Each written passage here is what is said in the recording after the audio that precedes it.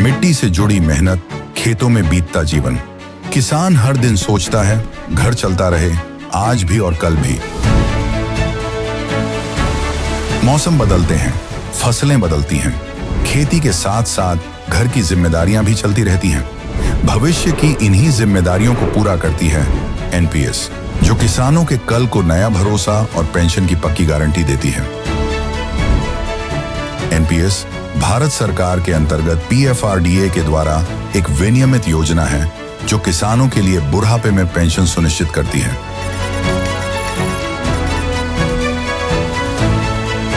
NPS खाता खोलने के लिए अपने नजदीकी सीएससी से संपर्क करें या 1800-110708 पर कॉल करें। पेंशन की पक्की गारंटी के लिए एनपीएस जरूरी है। जिथे 2000 किलोचं चरस सापडलं त्या कंपनीचं नाव सांगा आता ऑन रेकॉर्ड। आता आम्ही उत्तर कसं द्यायचं सांगा। दुसरी गोष्ट, तुम्ही कंपनीचं नाव नाही सांगत कुठल्या कंपनीत सापडलं, त्याला मी जाऊन कुलूप लावते। जो प्रकल्प जे सीएटी काय यांचं प्रक्रिया शुद्धीकरण केंद्र, तिथे 4 कॅमेरे आहेत, 4ही कॅमेरे बंद आहेत। कॅमेरे का बंद आहेत? प्रश्न घ्या, प्रश्न कॅमेरे का बंद आहेत? स्पेसिफिक प्रश्न घ्या। तर तिथं खोदलेले 3 तलावात हे केमिकलचं पाणी टाकायचं आहे, म्हणून ते कॅमेरे बंद आहेत। मी तुम्हाला पहिल्यांदा भेटल्यानंतर सांगितलं की मुंडे साहेबाचं स्वप्न होतं, माझ्या डोक्यावर हात ठेवला होता, 2014लाच मी आमदार झालो असतो। अध्यक्ष महोदय, तुम्ही इकडे लक्ष द्या। अध्यक्ष महोदय, बोला बोला बोला आहे तुम्ही तर लक्ष आहे, बोला। तुम्ही तर माझ्या बरोबर खाली बसून बोलू नका। ताई मी बाहेरचं नाही, मी चळवळीत आलेला कार्यकर्ता आहे। 35 वर्षाच्या लढाईनंतर ह्या विधानसभेत आलो। मी ताई खोटं बोलणार नाही, मी स्त्री जातीचा सन्मान करणारा माणूस आहे। मी 2 मुलीचा बाप आहे, लक्षात ठेवा। काय सांगायचं? फक्त मी आमदार झालो ताई, त्या चिंचोली काठी MIDC मध्ये माझ्या प्रचारार्थ एक सभा झाली होती, आणि ती सभा झाल्यानंतर ना, निवडून यायच्या अगोदर ती सभा झाल्यानंतर ना 15 महिने झालं मला आमदार होऊन, मी कधी MIDCच्या आवारामध्ये गेलो नाही। ताई हे जबाबदारीने का बोलतो?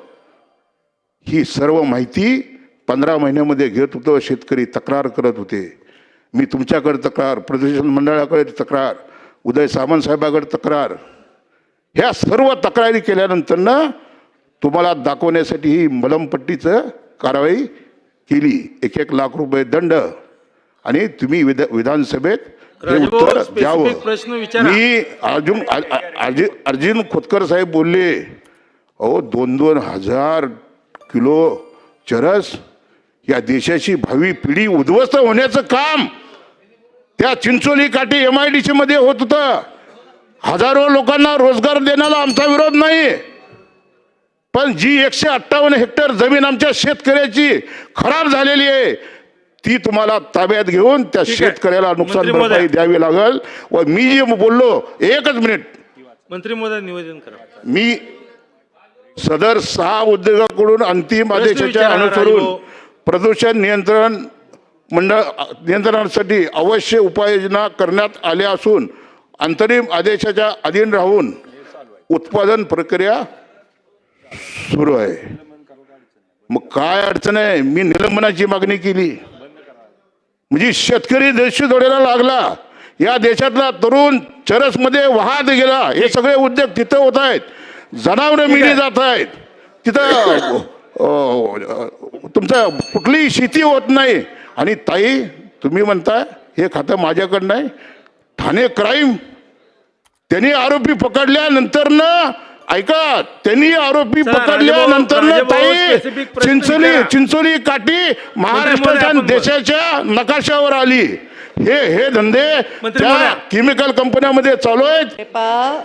माझ्याकडे खातं नाही हे म्हणण्याचा बरोबर मी हे म्हणले ही सामुदायिक जबाबदारी आहे, आणि त्याच्यामध्ये लक्ष घालू। मला तुम्ही कंपनीचं नाव सांगा, कोणत्या कंपनीत चरस मिळालं या 4 पैकी? आत्ता सांगा रेकॉर्डवर सांगा. नाही, प्रदूषण मंडळाच्या अधिकाऱ्यांना कंपनीत चरस मिळालं ह्या 4 कंपनी लक्षवेधीच्या, हे सांगा आत्ताच्या आता. लगेच सांगा, कारण तुम्ही मला मुद्दा सांगा, मी लगेच उत्तर देते. पण तुम्ही एवढं मोठं जे बोलताय ते खूप सुंदर आहे, ते मला आवडते, पण मला टेक्निकल मुद्दा सांगा. मला 3 कंपन्या एक जिथे 2000 किलोचं चरस सापडलं त्या कंपनीचं नाव सांगा आत्ता ऑन रेकॉर्ड.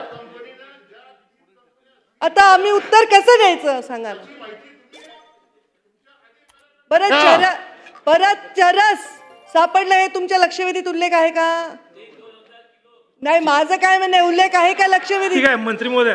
लक्षवेधीमध्ये उल्लेख नाही. दुसरी गोष्ट, तुम्ही कंपनीचं नाव नाही सांगत कुठल्या कंपनीत पुढे जाऊ सापडलं, आपण. त्याला मी जाऊन कुलूप लावते. चला 30 लक्षवेधी कंपन्या मिळून चरस बनवतायत असं तुम्हाला म्हणायचंय? नाव सांगा ना आमदार साहेब, नाव सांगा ना. तुम्ही स्पेसिफिक काहीच निवेदन विचारत करा. नाहीयेत. नाव सांगा. चला मी तात्काळ लक्षवेधी कारवाई करते. क्रमांक